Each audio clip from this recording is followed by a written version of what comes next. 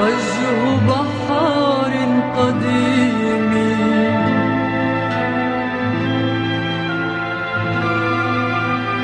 هي من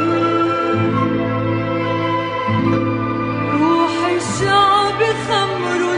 هي من عرقه خبز وياسمين فكيف صار طعمها طعم نار ودخان